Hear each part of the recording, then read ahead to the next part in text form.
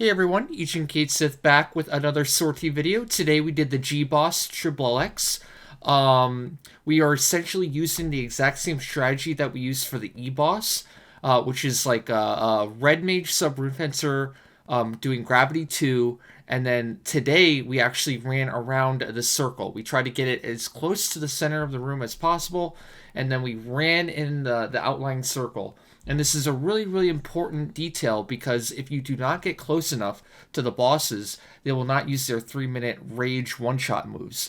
So you can basically nullify the most dangerous aspect of the entire fight by keeping them gravitied and then having the person with hate, whether it be the red mage, like in this video, or an actual tank, depending on your setup.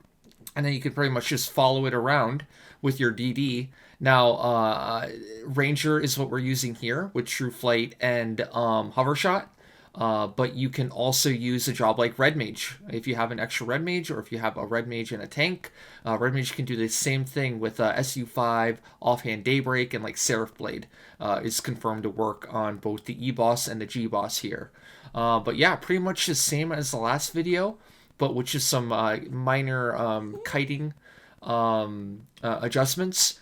And yeah, as you can see in the video, you will see that there are portals or little devices that spawn here on the tank after each TP move. It'll still use setting the stage, which is a bind, so make sure you're either ready to erase the kiter or have the white mage or mage erase them.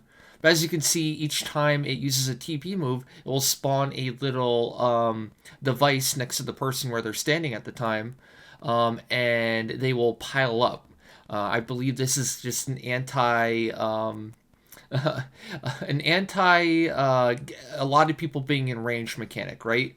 If you're trying to like melee Zerg it, it seems to be they're really pushing hard to like not have a lot of people close to the NM, right? No more melee Zerging for these. They seem to want, or at least the person with hate, anyways. But they didn't think to nerf gravity, so I wouldn't be surprised if in the future they start nerfing gravity. We'll see if they do it retroactively here, but it kind of like makes it a lot easier to deal with these anti melee strats. Because you could imagine if you had everyone standing close to it, all these devices going off at the same time might wreak havoc on everyone standing in range. From the best I could tell, every time the devices go off every few seconds, it'll give the person or the people staying close to it a DOT, an elemental DOT.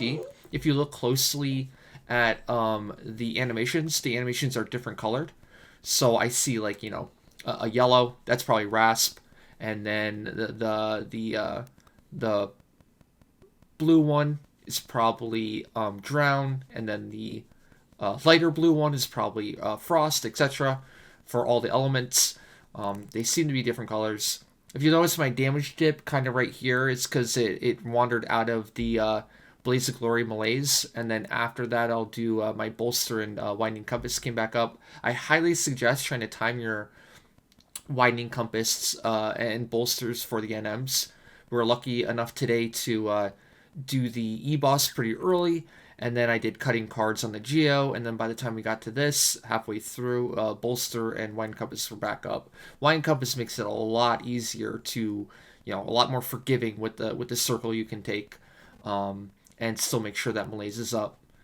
But that's going to do it for the video.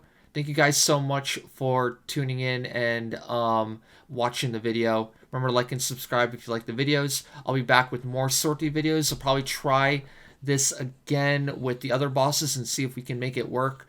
So far, so good on the first two bosses. And luckily enough, the drop rates seem to be a lot higher on the bosses. Currently, I think this is like the 4th run, maybe 5th run of doing it, and I've already gotten like 4 case plus 1 so far total. But thank you guys again. Have a great rest of your day. Take care. See you next video.